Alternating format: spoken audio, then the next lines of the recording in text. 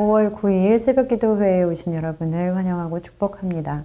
오늘 우리가 함께 살펴볼 하나님의 말씀은 고린도전서 4장 1절에서 8절까지의 말씀입니다. 제가 읽어드리겠습니다. 사람이 마땅히 우리를 그리스도의 일꾼이요 하나님의 비밀을 맡은 자로 여길지어다. 그리고 맡은 자들에게 구할 것은 충성이니라. 너희에게나 다른 사람에게나 판단받는 것이 내게는 매우 작은 일이라. 나도 나를 판단하지 아니하노니 내가 자책할 아무것도 깨닫지 못하나 이로 말미암아 의롭다함을 얻지 못하노라. 다만 나를 심판하실 이는 주시니라. 그러므로 때가 이르기 전 곧 주께서 오시기까지 아무것도 판단하지 말라. 그가 어둠에 감추인 것들을 드러내고 마음의 뜻을 나타내시리니 그때에 각 사람에게 하나님으로부터 칭찬이 있으리라. 형제들아, 내가 너희를 위하여 이 일에 나와 아볼로를 들어서 본을 보였으니 이는 너희로 하여금 기록된 말씀 밖으로 넘어가지 말라 한 것을 우리에게서 배워 서로 대적하여 교만한 마음을 가지지 말게 하려 함이라. 누가 너를 남달리 구별하였느냐? 내게 있는 것 중에 받지 아니한 것이 무엇이냐? 내가 받았은즉 어찌하여 받지 아니한 것 같이 자랑하느냐? 너희가 이미 배부르며 이미 풍성하며 우리 없이도 왕이 되었도다. 우리가 너희와 함께 왕 노릇하기 위하여 참으로 너희가 왕이 되기를 원하노라. 아멘. 사랑하는 성도 여러분, 사랑하고 축복합니다. 우리는 전적인 하나님의 은혜로 구원을 받은 사람들입니다. 이것은 우리가 구원받을 만한 조건이 있는 사람이기 때문도 아니었고 우리가 무엇을 하나님께 해드렸기 때문도 아니었습니다. 그런데 우리는 그렇게 큰 은혜를 받고도 그것을 다 잊어버리고 살아갑니다. 마치 그 우리를 구원하신 하나님의 은혜가 내가 잘했기 때문에 받은 것처럼 생각하곤 합니다. 우리는 요즘 고린도전서의 말씀을 살펴보고 있습니다.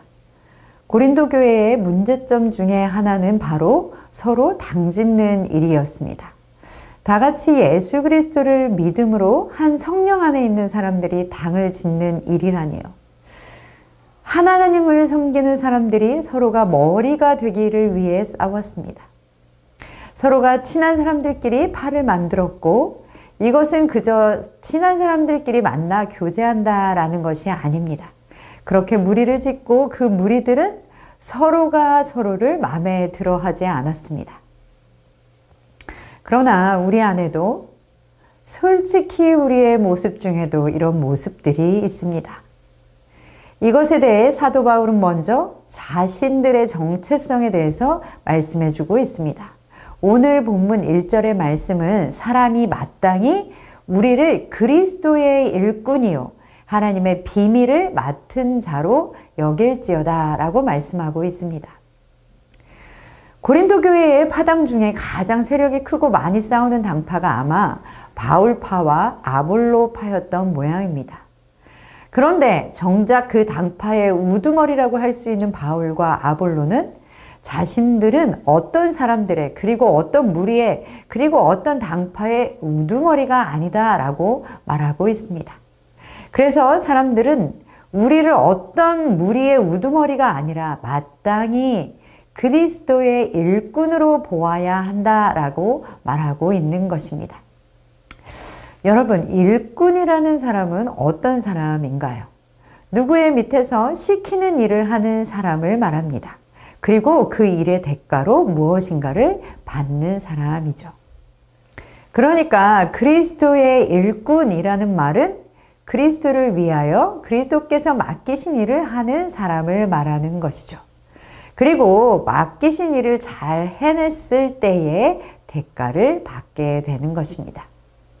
그렇기에 일꾼에게 있어서는 일을 잘 해내는 것도 중요합니다. 그러나 그 모든 것에 앞서서 사도 바울은 자신은 어느 당파의 우두머리가 아니라 예수님이 일꾼으로 예수님께서 맡기신 일을 하는 사람이다. 나는 예수님께 속한 사람이다 라고 자신의 정체성을 명확히 하고 있습니다. 오늘 성경에서 말하고 있는 일꾼이라는 이 뜻은 그저 허드렛 일이나 하는 그런 사람을 지칭하는 것은 아닙니다. 주인이나 또는 상관을 위해서 아주 막중한 책임을 진 사람을 말하는 것입니다. 그렇기에 사도 바울은 그리스도의 일꾼인데 무엇을 맡은 사람이다 라고 이야기하고 있습니까? 바로 하나님의 비밀. 하나님을 알지 못하는 사람은 알 수 없는 하나님의 비밀을 맡은 사람이다 라고 말하고 있는 것입니다. 사랑하는 성도 여러분, 여러분의 정체성은 무엇입니까? 우리의 정체성은 무엇입니까? 사람들은 자꾸 우두머리가 되고 싶어 합니다. 다른 사람들의 위에 서고 싶어 하죠. 오죽하면 용의 꼬리보다는 뱀의 머리가 낫다라고 말하지 않겠습니까? 그러나 오늘 사도 바울과 같이 그리스도인들은 그리스도의 일꾼들이며 그것도 그냥 일꾼이 아니라 하나님의 비밀을 맡은 사람들인 것입니다. 그리고 우리는 일꾼이지 내가 주인이 아니기에 마땅히 충성을 다해야 하는 것입니다. 아무리 중요한 것을 맡았다 할지라도 우리는 일꾼, 우리는 맡은 사람입니다. 오늘 본문 2절에는 이렇게 말씀합니다. 그리고 맡은 자들에게 구할 것은 충성이니라. 아멘.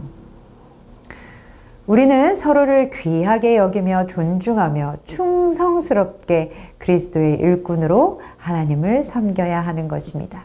이것이 바로 하나님께서 우리에게 원하시는 뜻입니다. 우리의 정체성이 하나님의 비밀을 맡은 그리스도의 일꾼임을 기억하며 살아가시는 여러분 되시기를 소망합니다. 사도 바울은 그리스도인들의 정체성은 하나님의 비밀을 맡은 그리스도 일꾼이다 라고 말하면서 그렇게 그리스도의 일꾼으로 충성을 다하는 사람들에게는 그 각각에 맞는 하나님의 칭찬이 있을 것이다 라고 말하고 있습니다.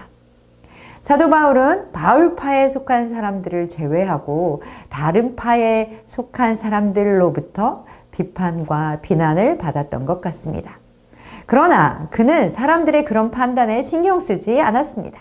그것은 결코 사도 바울을 판단할 수 있는 것이 될 수 없었습니다. 왜냐하면 사도 바울은 분명하게 확신하고 있는 것이 있었습니다.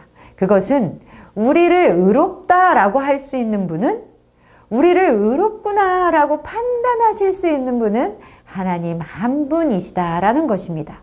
그렇기에 5절에 이렇게 말씀하고 있습니다. 그러므로 때가 이르기 전 곧 주께서 오시기까지 아무것도 판단하지 말라. 그가 어둠에 감추인 것들을 드러내고 마음의 뜻을 나타내시리니 그때 각 사람에게 하나님으로부터 칭찬이 있으리라. 아멘. 예수님께서 다시 오실 때까지 아무것도 판단하지 마십시오. 그것은 우리에게 아무런 유익이 없습니다. 예수님은 다시 오셔서 감추어져 있던 것들을 다 드러내시고 그리고 마음의 뜻도 나타내실 것입니다. 이것이 어떤 사람에게는 소망이지만 어떤 사람에게는 두려운 심판이 될 것입니다. 그러나 하나님의 비밀을 맡은 그리스도의 일꾼들에게는 하나님께서 그 각 사람에게 맞는 칭찬을 하실 것입니다. 그 하나님이 하시는 판단만이 참된 판단이며 우리를 판단하실 수 있습니다. 그저 사람이 보여주는 외모나 행동으로는 우리는 어떤 누구라도 판단할 수 없습니다. 그렇기에 우리에게 주께서 오시기까지 아무것도 판단하지 말라라고 사도 바울은 권면하고 있습니다.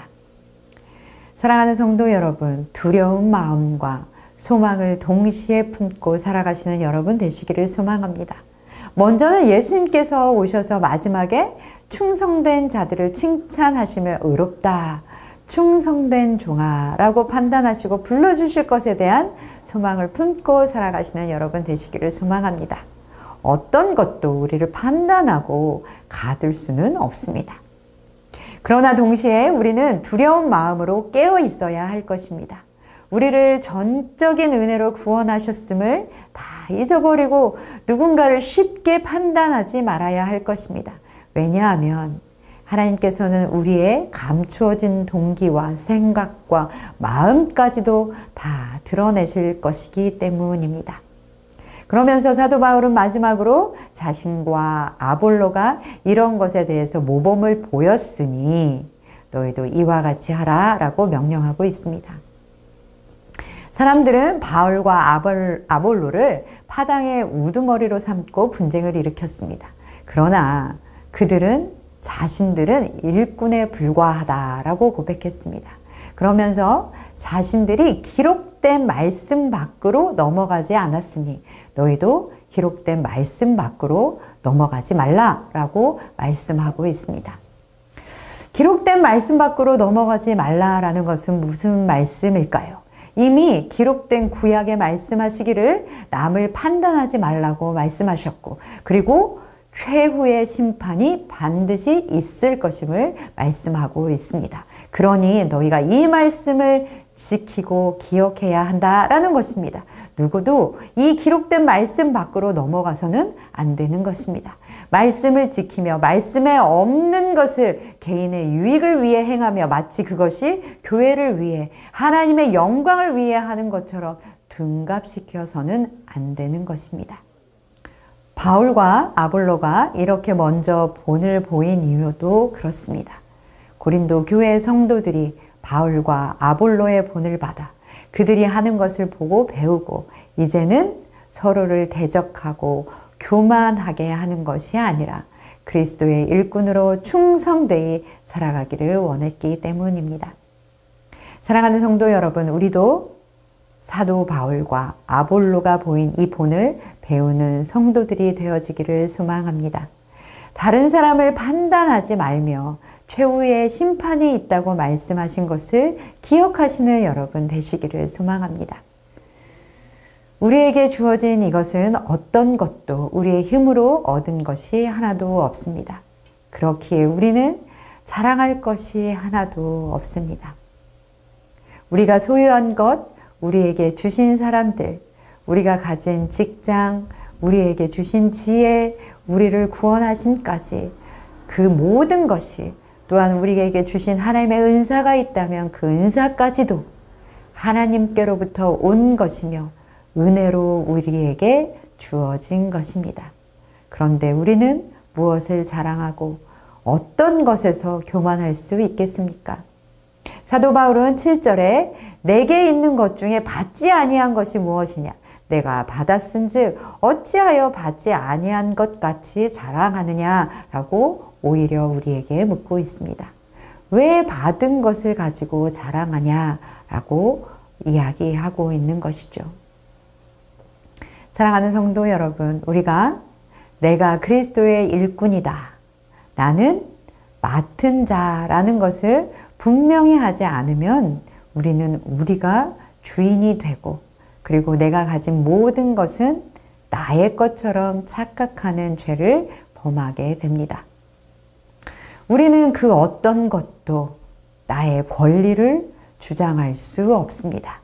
그렇기에 우리는 모두 이 모든 것이 하나님의 은혜임을 고백하며 살아가야 하는 사람들입니다.